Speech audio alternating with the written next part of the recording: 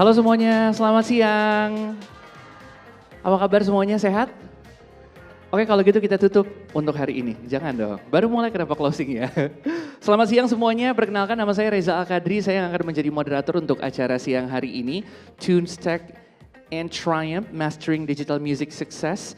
Di mana kita akan langsung meng-invite ya narasumber kita seperti yang sudah ada di layar di belakang kita. Yang pertama kita pengen mengundang Olivina Harahap selaku Senior Product Marketing Manager YouTube Southeast Asia. Kak Ola silakan. Kita ingin mengundang juga berikutnya Tami Aulia sebagai Music Creator. Silakan Kak. Berikutnya kita ingin undang juga Afgan Shahreza selaku Musician and Singer. Silakan.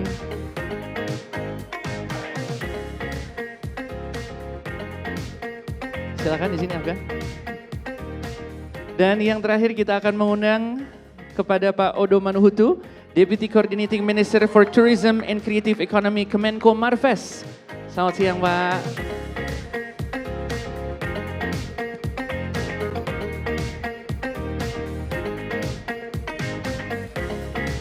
Silakan Pak.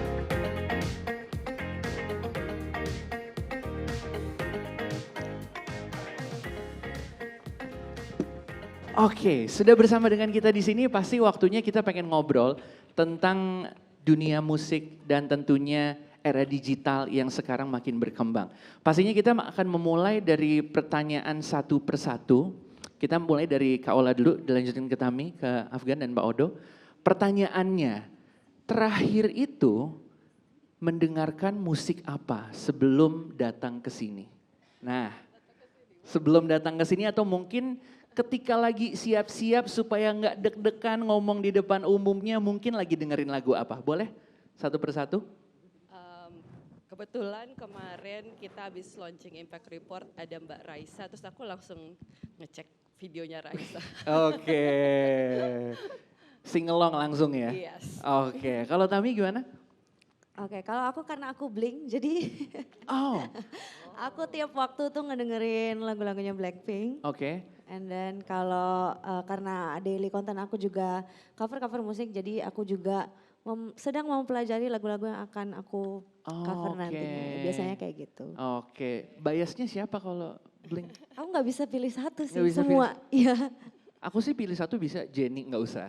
sama-sama. Tapi aku pro Jennie. Oke, terima kasih. Kalau Afgan gimana? Yang lagi didengerin apa nih? Tadi kebetulan nggak denger lagu sih. Oke, dengerinnya apa kalau gitu? Nggak denger, gue tadi baca ini briefing. Oke, nice answer. Tapi Biar nggak kalau salah ngomong. kalau yang akhir-akhir ini lagi suka didengerin berarti apa? Ya single terbaru boleh Single lah. terbaru. Promo dikit ya. Iya. Yuk, Ada yang gue udah sama- mendengarkan di sini? Sudah dengerin? Oke, pertanyaannya aku ralat ya. Sudah dengerin setiap hari? Ya? Looping terus? Mantap. Terima kasih. Terima Tepuk tangan kasih dulu ya. dong. Oke, mungkin dilanjutkan Pak Odo nih. Terakhir dengerin lagu apa Pak? Boleh kita... Sepertinya Malik and the Essentials. Oh, Nice. Untitled. seperti Untitled ya. Nanti akan ada sesi karaoke mungkin enggak ya? Kita langsung masuk ke pertanyaan kita. Pengen nanya dan pengen tahu lebih lanjut. Yang mungkin pertama akan kita mulai dengan kedua musisi kita di sini dulu. Pertanyaan pertama pengen cerita-cerita dikit. Apalagi kalau kita ngomongin soal Afgan. Kita tahu Afgan sebagai seorang musisi yang udah menemani kita. Kalau misalnya di sini mungkin ada yang dengerin Afgan dari lagu-lagunya yang apa coba? Terima kasih cinta. Terima Ini kasih cinta millennials sadis. nih kayaknya ya. Udah 15 tahun soalnya lagi. Tuh berarti udah 15 tahun. Dan mungkin kita semua sekarang lagi ngalamin yang namanya masa digital. Afgan mengalami dari masa sebelum digital, transisi dan sekarang udah aktif di dunia digital juga. Nah pertanyaannya perjalanannya gimana nih Afgan? Di dunia musik dan lo sendiri melihat perbedaannya ketika lo memulai karir sebagai musisi dan sekarang sebagai seorang Afgan di tahun 2023. Jauh sih perbedaannya. Kayaknya waktu awal aku mulai itu tahun 2008 semuanya masih konvensional gitu. Sure. Cara promosi kita cara promosi musiknya cuman dari conventional media kayak TV, radio, terus print gitu ya. Jadi audiens kita juga limited tuh, dia exposure-nya terhadap konten-konten dari luar itu tuh sangat limited gitu. Oke. Dan sekarang cara kita promosi udah jauh berbeda dengan adanya digital platforms, jadi semuanya lebih content driven. Tapi plusnya adalah audiens kita jadi lebih luas karena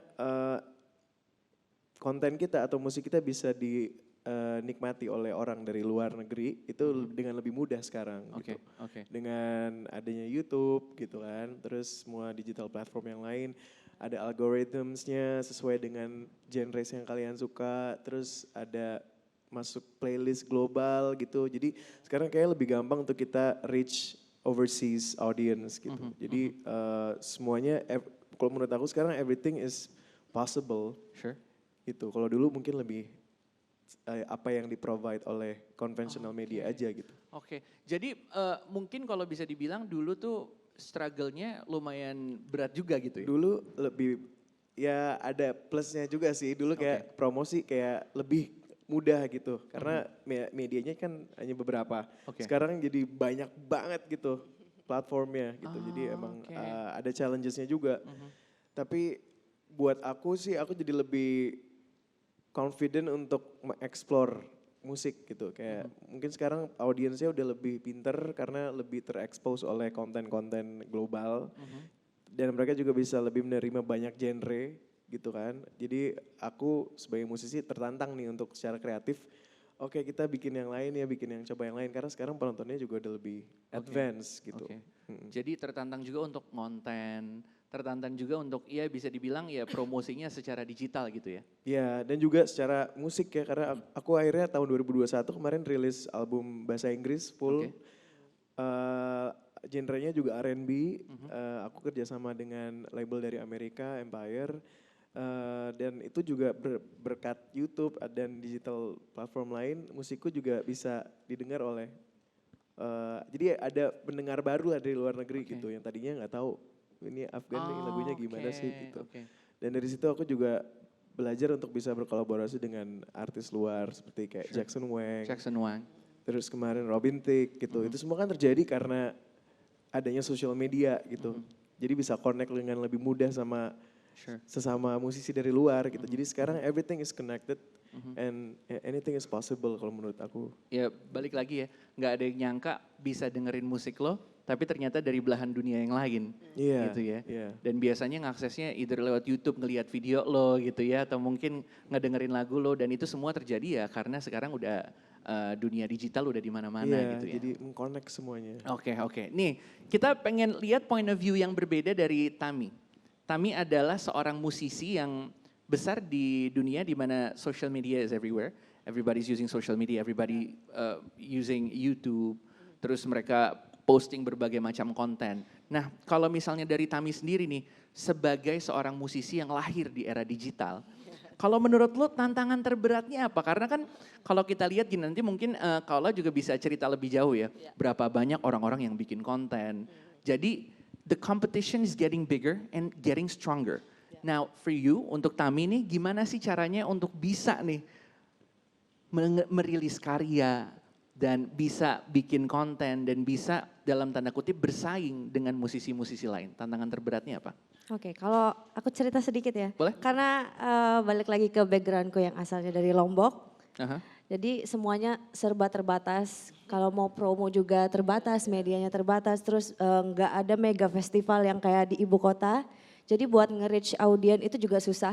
Jadi aku sendiri juga ngalamin gimana rasanya promo sebelum ada platform digital kayak ke Afgan. Cuman beda lah karena jangkauannya cuman ya udah di Lombok aja. Terus ketika aku pindah ke Yogyakarta, aku mulai itu sendiri buat nge-guide exposure, buat nyari audiens juga. Batu loncatannya adalah ya bikin-bikin konten digital lewat platform YouTube dan mulai-mulai reach audience dari sana deh. Buat ketika nanti goalsnya adalah ngeluarin karya sendiri bisa didengar oleh khalayak lah. Oke.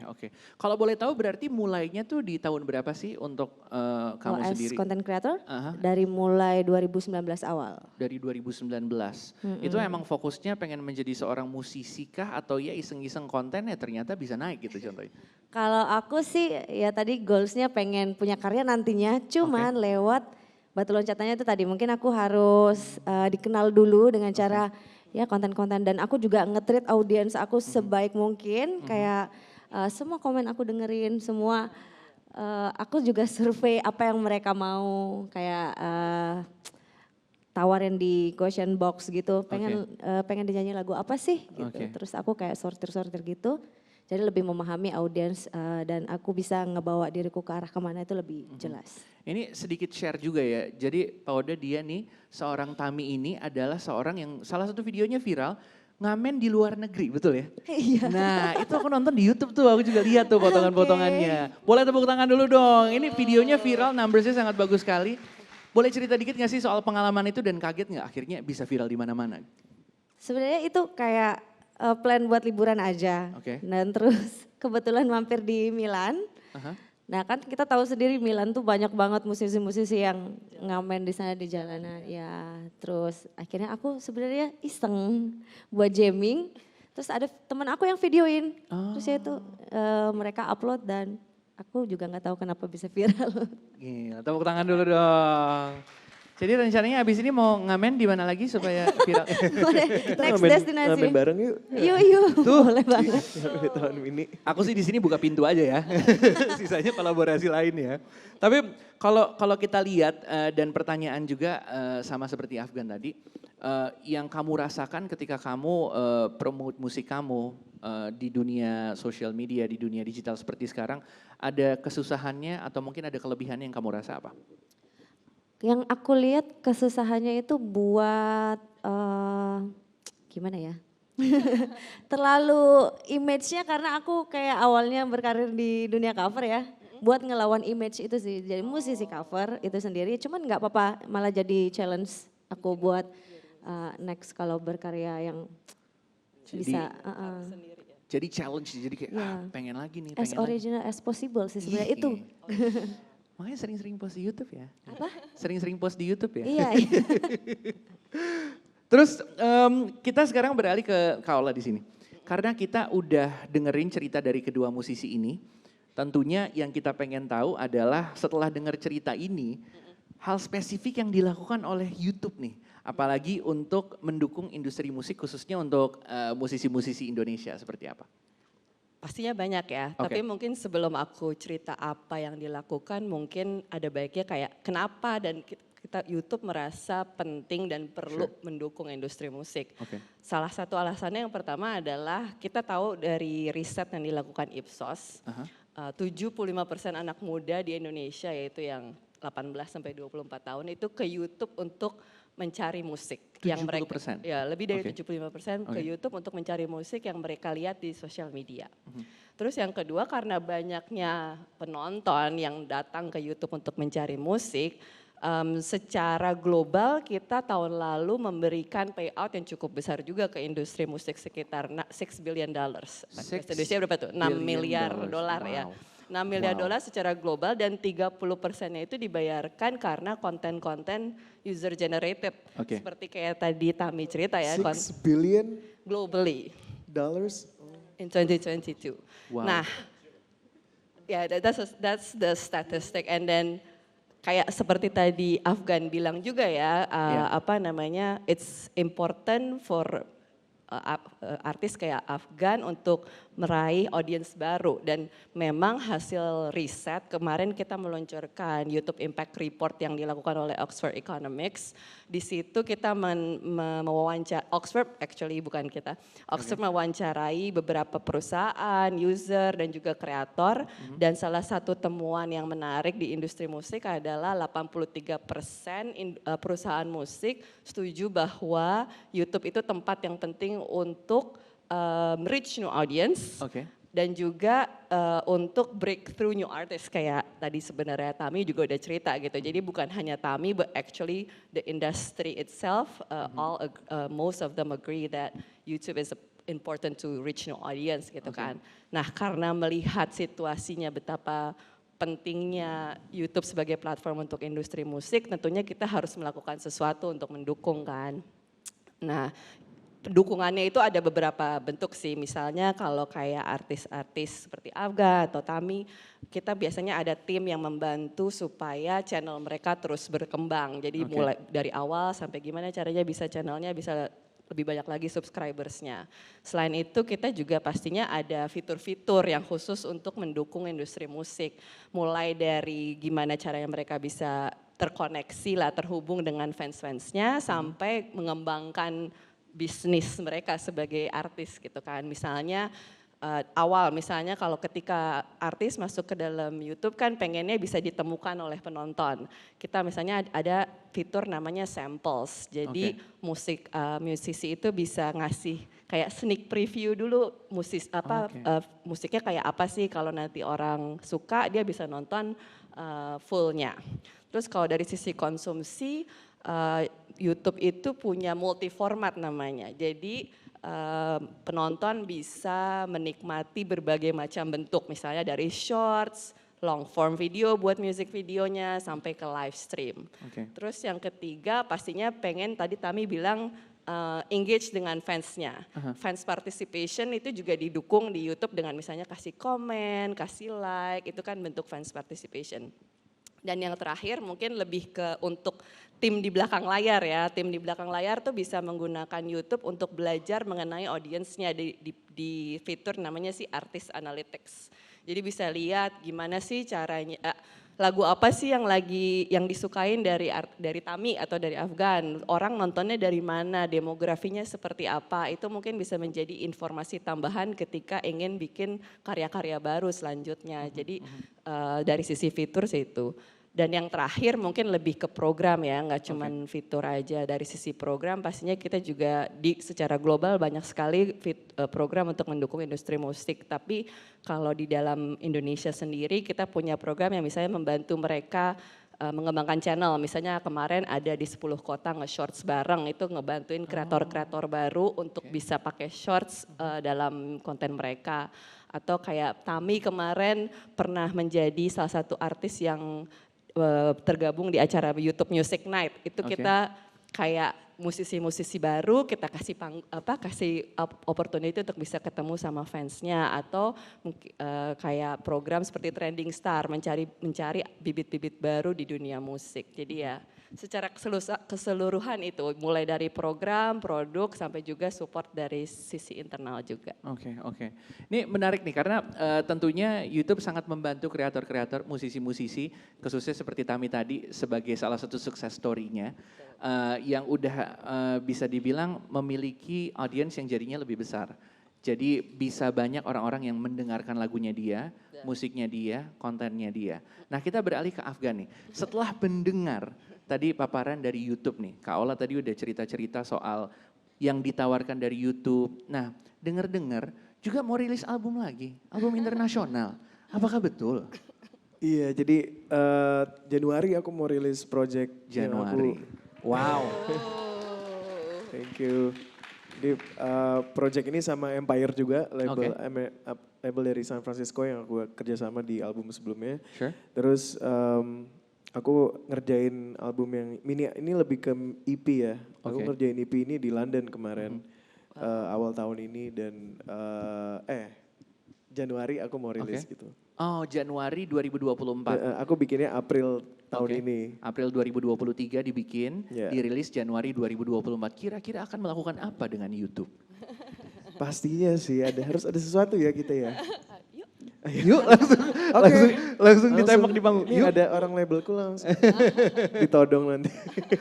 Ya cuman yang ini emang lebih sekarang kayak apa ya, orang lebih kebuka lah gitu tentang mental health, tentang mental struggles gitu. Dan itu yang aku banyak buka lah di album yang ini tentang my own struggles, my own journey gitu. Jadi lebih jujur lah musik yang sekarang gitu. Jadi udah prosesnya udah bisa dibilang lumayan matang, dikit lagi mau rilis. Dan kalau mungkin boleh cerita-cerita sedikit gitu ya setelah dengar paparan dari YouTube tadi, kepikiran gak sih untuk bikin konten seperti apa? Kepikiran gak sih untuk, atau mungkin kira-kira ternyata tahu nih gara-gara ngobrol gini, ternyata bisa diginiin ya. Nah gak sekedar cuma untuk posting lagu dan didengarkan sama banyak audiens. Kayaknya sekarang orang lebih mencari pesan dari karya tersebut gitu. Kalau itu relate ke mereka, mereka bisa lebih punya kayak connection yang lebih dalam sama karyanya gitu. Jadi kayaknya tadi aku mikir-mikir mungkin bisa bikin kayak candid interview atau candid moments selama ngerjain album ini.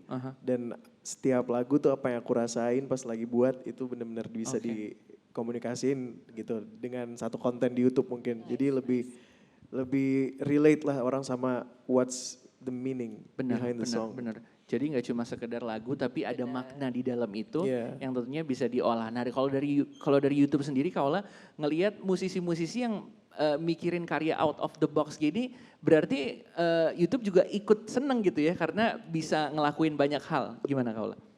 Iya benar banget sih, karena emang kita pengennya seperti itu ya, YouTube itu bisa menjadi bukan cuman kayak share the music tapi behind the scene stories gitu kan, prosesnya, journey-nya sama akhirnya nanti begitu dikeluarkan how it relates to the audience sama the fans juga bisa di-share lagi gitu. Jadi kayak satu kesatuan untuk kayak berbagi lah, nggak cuma berbagi musik tapi juga makna di belakangnya. Terus dan di dalamnya. mungkin pendengarnya juga bisa share ceritanya mereka di komen, jadi ada interaksinya tuh direct gitu. Jadi bisa fans juga dikasih ruang untuk bisa ngobrol. Bisa jadi inspirasi lagi mungkin malah. Jadi karya juga. Iya. Panjang. Tapi yang paling penting juga gini, kalau misalnya kita ngomongin soal karya anak bangsa, kita udah tahu seperti dua teman-teman kita di sini, Tami dan juga Afgan adalah bukti nyata kalau misalnya musisi Indonesia itu punya karya yang sangat luar biasa dan potential untuk bisa didengarkan sama internasional, bigger audience. Betul. Makanya sekarang kita beralih dan pengen ngobrol-ngobrol sama Pak Oda di sini. Selamat siang Pak Oda. Udah siap kita tanya-tanya nih, karena pertanyaannya langsung to the point nih Pak. Kita pengen nanya program apa lagi nih Pak dari pemerintah untuk mendukung industri yang berkembang pesat seperti industri musik dan juga kreatif seperti ini Pak. Terima kasih atas kesempatannya. Mungkin saya mau tanya dulu Pak ke Tami. Tami dari Lombok ya? Betul Pak. Kemarin nyanyi nggak di Mandalika pada saat MotoGP? Enggak. Oke, tahun depan nanti kita pastikan kamu nonton. Langsung dapat job. Kebetulan dari Kemenko kita yang koordinir, jadi rest assured tahun depan pada MotoGP bulan Oktober kalau salah kamu akan kita undang. Nice tuh. Wakil dari Lombok ya. Iya. Pak saya MC Pak. Izin, mohon maaf Pak. Jadi saya kira forum-forum sendiri ini penting untuk kita mengetahui talent-talent dan peranan pemerintah. Saya kira kalau kita lihat mengenai industri musik Indonesia, kita bisa bandingkan antara dua negara seperti Korea atau Amerika. Sepertinya industri musik Indonesia ini berkembang seperti di Amerika secara organik. Jadi peranan pemerintah lebih di belakang. Sementara kalau kita lihat Korea adalah pemerintahnya di depan menciptakan frame kerangka-kerangka di mana industri musiknya, K-popnya, game terus berkembang. Nah, kedepannya saya kira memang pemerintah sudah melakukan beberapa hal baik dari segi hak ciptanya, kemudian promosinya. Namun ada kesempatan bagi pemerintah, kita harus yakin untuk berbuat lebih banyak. Mungkin di sini teman-teman dari industri musik bisa belajar bagaimana kita bersama industri game selama 2 tahun terakhir ini membangun framework bagaimana industri game bisa menguasai paling tidak 70% dari revenue yang ada di Indonesia. Dan harapan nanti ada peraturan presiden mengenai game akan keluar pada akhir bulan November ini, di mana ada 7 kelompok target yang besar dan tujuannya adalah supaya menguasai industri game di Indonesia. Dan ini yang saya kira belum lihat ya di industri musik ini, ambisinya apa sih? Ambisi industri bukan secara individu tetapi secara kolektif. Apakah ingin menguasai pasar domestik, apakah mau menguasai pasar regional, apakah mau menguasai pasar internasional. Tadi disampaikan Pak Afgan, saya panggil Pak Afgan ya, sebagai bentuk penghormatan penghormatan aja, penghormatan. Saya kira yang perlu Indonesia lakukan, dan ini tentu nanti kita perlu duduk bareng lagi melihat adalah ada tren yang terbaru, saya kira nggak sampai 1 bulan lalu ada boy band dari K-pop, dia menyanyikan dalam bahasa Korea, namun langsung diterjemahkan oleh AI ke bahasa Spanyol, Jepang, Cina, Inggris, pokoknya 6 bahasa. Dengan aksen lokal. Lokal. Jadi teknologinya sudah demikian maju. Jadi teknologi yang membuat adalah sebuah startup di Korea Selatan. Dan pelajaran dari ini semua adalah untuk industri musik Indonesia bisa berkembang harus dibangun ekosistem yang sehat. Apakah dari penghargaan terhadap hak ciptanya, ini ada masalah kecil ya, mengenai hak cipta untuk pembagian royaltinya, kemudian bagaimana mengkaitkan industri musik ini dengan makanan, fashion, dan tourism. Dan kalau kita lihat seperti di Korea Selatan, ini dikaitkan dengan ada nama suatu kawasan di Korea, di Seoul namanya Hongdae.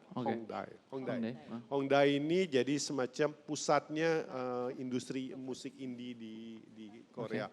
Nah pertanyaannya Pak Agam, Bu Tami adalah apakah ada hal serupa di Jakarta? Di mana ekosistemnya itu ada sehingga nanti pemerintah bisa berbuat. Nah mungkin yang paling penting saya kira ke depan nanti kita harus duduk lagi dengan industri, membangun suatu kerangka kerja yang besar, baiknya masing-masing dari kementerian lembaga bisa bantu dari industri. Jadi contoh seperti industri game, kita ada masing-masing kementerian apa yang harus dilakukan termasuk industri. Dan dalam membuat kerangka itu bukan pemerintah yang membuat. Maksudnya pemerintah kita di Kemenko, kita ajak industri, kebetulan di sini ada beberapa perwakilan industri game, kita kamu tolong coba kasih tahu kita, we are in listening mode. Kamu kasih tahu kita apa sih yang bisa membuat industri Anda berkembang. Kemudian mereka menyampaikan, Pak ini masalahnya A, B, C, D, kemudian kita buat rapat dengan Pak Menteri, kemudian diangkat pada tingkat presiden, disetujui suatu kerangka, ini ambisi kita sebagai bangsa mengembangkan industri game untuk sampai menguasai 70%. Nah, kedua adalah mungkin kita bisa belajar dari negara-negara yang mengembangkan industri musiknya. Jadi ada afirmasinya, aksi afirmasinya, keberpihakan. Seperti di Prancis sejak 2006 adalah kewajiban radio-radio, semua radio yang secara umum, dulu 40%, sekarang 30% musiknya harus musik Prancis. Ada kewajiban. Kemudian seperti di Quebec, di suatu negara bagian di Kanada, kewajiban musik-musik yang dimainkan di radio 90% harus berbahasa Perancis. Jadi memang harus ada keberpihakan terhadap industri dalam negeri. Dan keberpihakan itu salah satu dibentuknya adalah buat kebijakan-kebijakan. Mungkin kalau saya ada concernnya adalah kalau kita ke Bali. Kalau kita ke restoran, hotel, lagunya semua bukan anti asing, anti barat, tapi lagu barat. Seolah-olah kita nggak ada apa bedanya apakah kita di Bali atau di Sydney atau di Phuket. Harusnya ada karakter Balinya yang muncul seperti kalau Ibu Tami ke Perancis, kan ke Paris, di restoran pasti lagunya Perancis. Feel-nya Perancis. Jadi musik bukan suatu hal yang hidup sendiri, tapi dari bagian ekosistem keseluruhan. Apakah makanannya, minumannya, apakah terkait dengan industri teknologinya. Jadi mungkin kedepannya memang teman-teman di industri musik harus juga berhubungan erat dengan tentu saja dengan YouTube, tapi juga dengan universitas-universitas yang berbasis pada aspek teknologi. Mungkin itu. Dan terakhir mungkin saya mau bilang adalah tadi ada pembahasan dengan teman-teman disampaikan bahwa content is king. Sebetulnya itu agak kurang tepat. Content is infinite. Tapi yang kingnya adalah distributor seperti YouTube, platform. They control it. Kalau they control di algoritma, kamu dengar musik ini, akan didorong semua ke musik ini. Kamu seperti salah satu platform media sosial kan, kenapa ada penjualan tinggi karena algoritmanya tadi disampaikan Pak Afgan didorong. Jadi kedepannya mungkin apakah kita harus kolaborasi dengan platform seperti YouTube atau memang Indonesia harus punya platform-platform sendiri seperti video, mohon maaf saya menyebutkan satu platform, atau membuat platform-platform bagaimana kita mempush industri musik ini mereflect our own values, kemudian mereflect juga our interest. Karena musik bukan hanya musik, tapi musik juga mentransmit nilai-nilai Indonesia ke ambisi kita sebagai bangsa. Jadi yang saya bisa tangkap di sini emang ada open discussion yang bisa dilakukan antara industri musik dan juga dengan pemerintah gitu. 100% pasti bisa. Wah, bisa nih ya. Jadi unek-uneknya bisa disampaikan barengan sama Pak Odo di sini. Mungkin sebelum kita lanjut satu pertanyaan terakhir gini Pak. Kita pengen nanya, tadi udah disinggung juga dengan platform seperti YouTube gitu ya. Kalau dari pemerintah sendiri Pak, memandang peran platform digital dalam industri musik khususnya, pandangannya itu seperti apa sih Pak kalau dari point of view pemerintahan? Kan tadi Pak, kan kita ada proses transisi ya. Dulu musik beli dalam bentuk kaset, kemudian CD, kemudian MP3, digital, kemudian belinya ketengan lewat YouTube, ketengan lewat iTunes, kemudian sekarang Spotify. Artinya teknologi tidak bisa dibendung. Kuncinya, jadi platform apapun platformnya, we have to work with. Kita nggak bisa melawan tren. We have to ride the wave. Kedua adalah bagi teman-teman di industri dalam negeri musik adalah kuncinya adalah bagaimana look at the trend atau create a new trend. Karena kebanyakan Indonesia kita hanya ngikutin tren. Oh ini ngikut. Gendangnya bukan di kita. Kita hanya jadi wayangnya ya. Oleh karena itu SYS ini adalah tujuannya bagaimana menggunakan SYS sebagai platform untuk berkolaborasi dengan negara anak-anak muda untuk berkolaborasi untuk menciptakan value. Saya kira kuncinya adalah how to together with the government, with the private sector, with countries around the region to create values.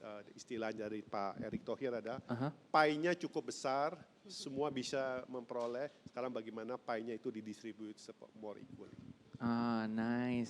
Kalau mungkin ada tambahan nih setelah mendengar pemaparan dari Pak Odon gimana nih? Plus one aja sih. Personal langsung ya. Kita beralih ke musisinya dulu nih, ada Tami dan juga Afgan. Setelah tadi ibaratnya Pak Odo sudah memberikan kode gitu ya. Ini kira-kira apa yang pengen didiskusiin gitu ya. Kalau dari sang musisi, dari Afgan dan juga Tami melihatnya sebenarnya musisi Indonesia dan musik Indonesia secara keseluruhan itu bisa dibuat seperti apa? Afgan dulu mungkin. Wah banyak banget ya, maksudnya kan di Indonesia tuh nggak cuman pop music atau alternatif gitu, tapi banyak juga local music kayak dangdut, banyak banget genrenya, musik koplo daerah gitu juga. ya. Dan iya benar. itu semua tuh kayaknya punya potensi untuk bisa didiscover sama orang luar gitu. Paling aku senang banget sih Pak tadi bilang udah bisa ngobrol banyak nih sama government.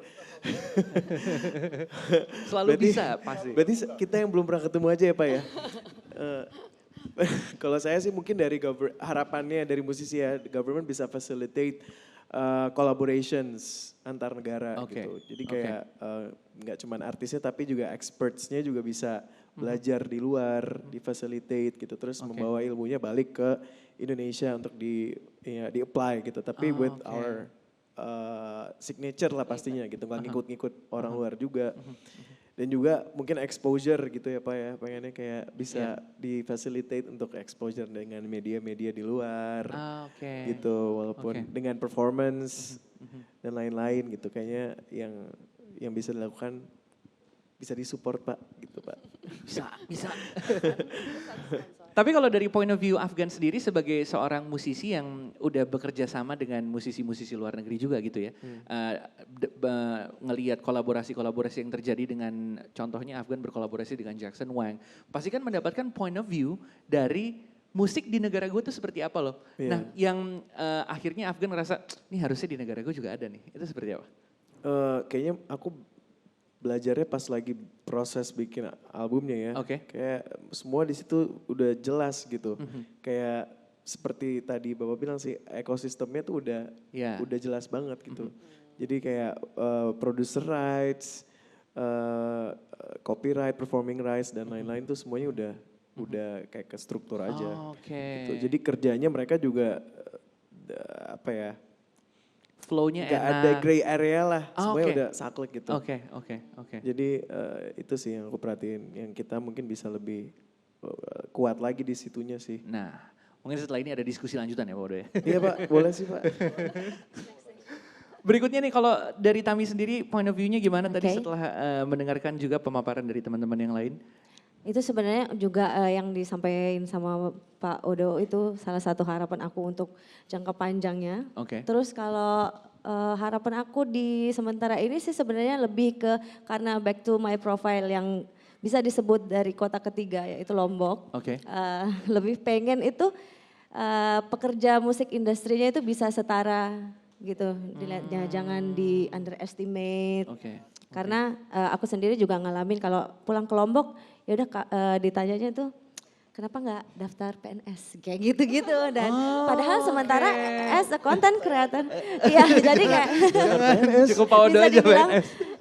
menjadi content creator itu bisa kok menjadi sebuah profesi yang menjanjikan kalau dikelola dengan benar. Oke. Terus kalau aku boleh tambahin juga kita bisa menyeimbangkan ekosistem antar mungkin aku sebagai performance, terus komposer, pencipta lagu dan publisher itu biar bisa menikmati hak-haknya masing-masing kayak gitu.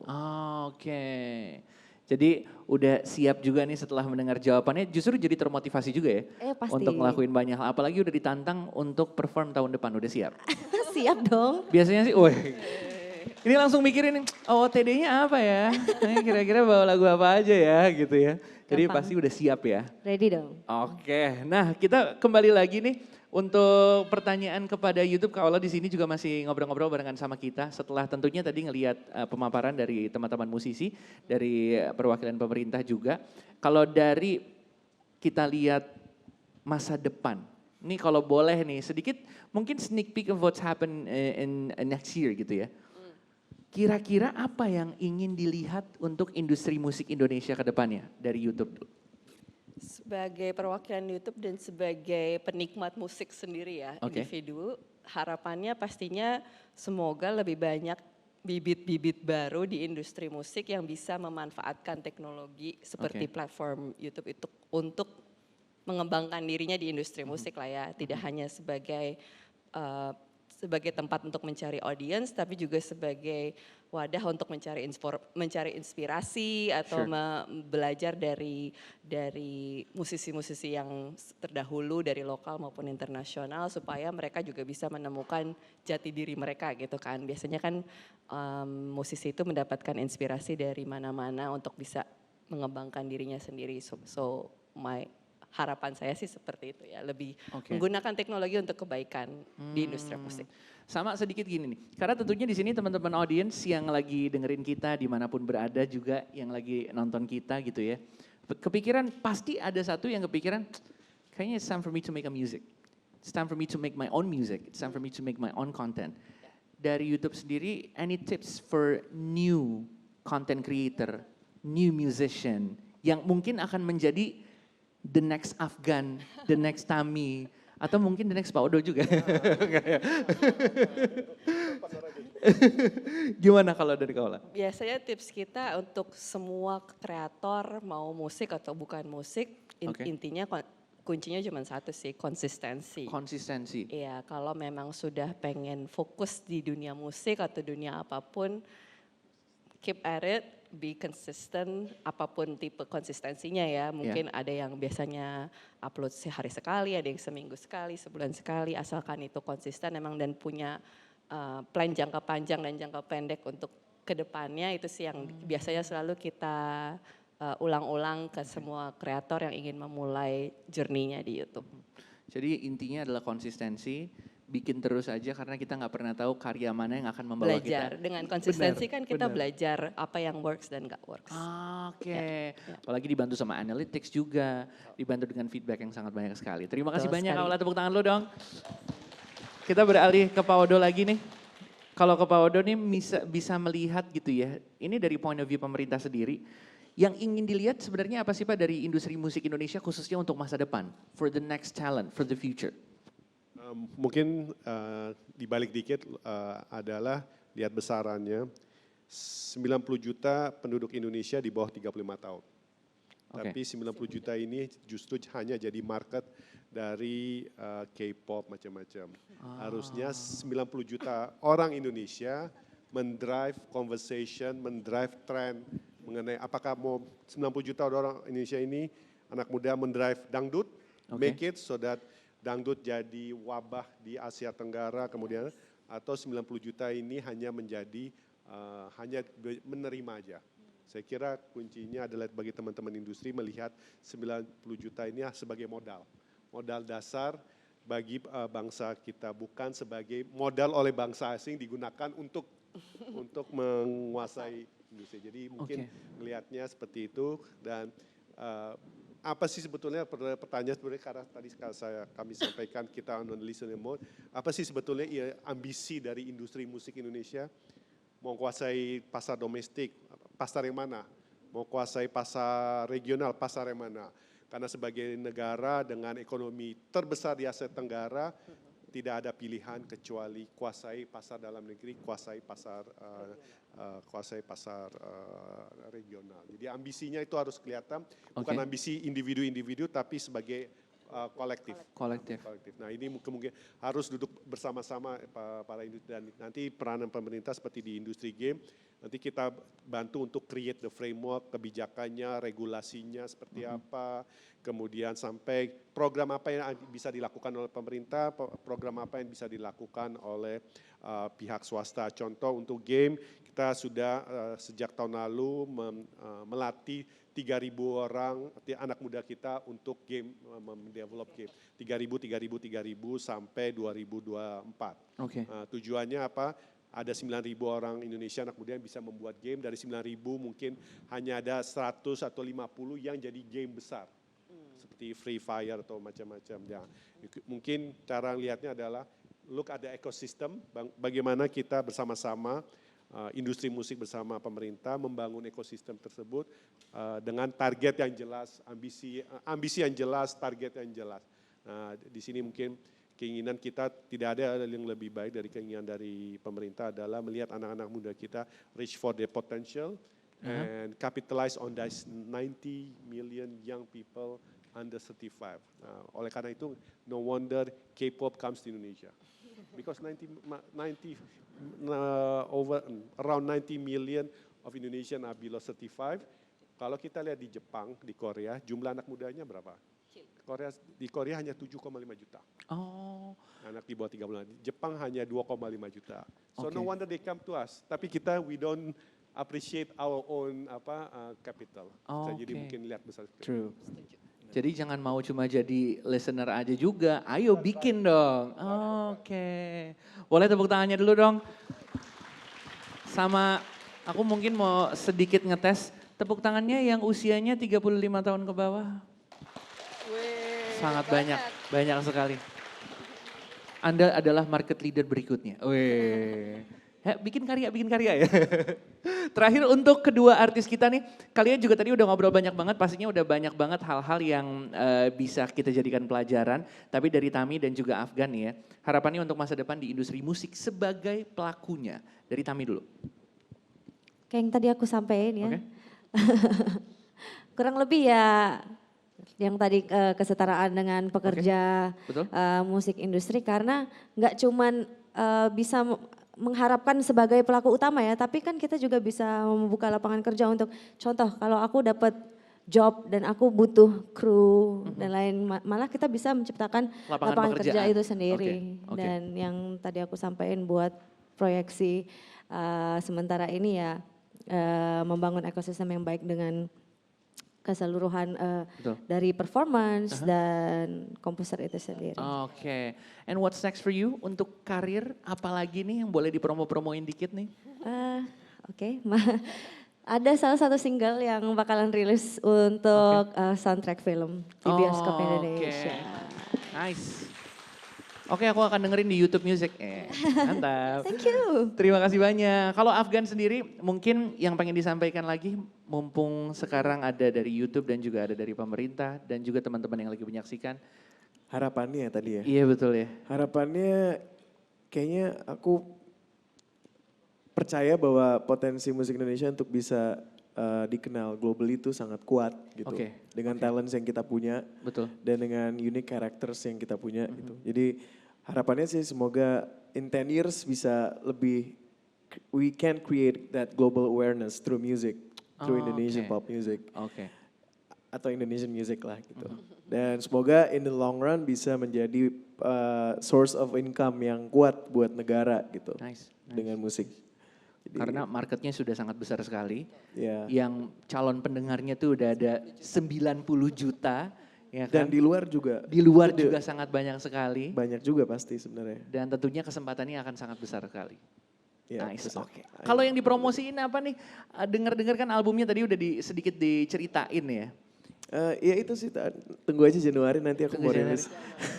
Penasaran? Nyanyi. Di sini ngomong bukan nyanyi. Pokoknya tahun depan akan banyak surprise. Tuh ditantang sama Pak Udo di sini Pak? suruh nyanyi katanya. Aduh, jangan Pak. Saya penyanyi tapi kalau disuruh akapela langsung jiper.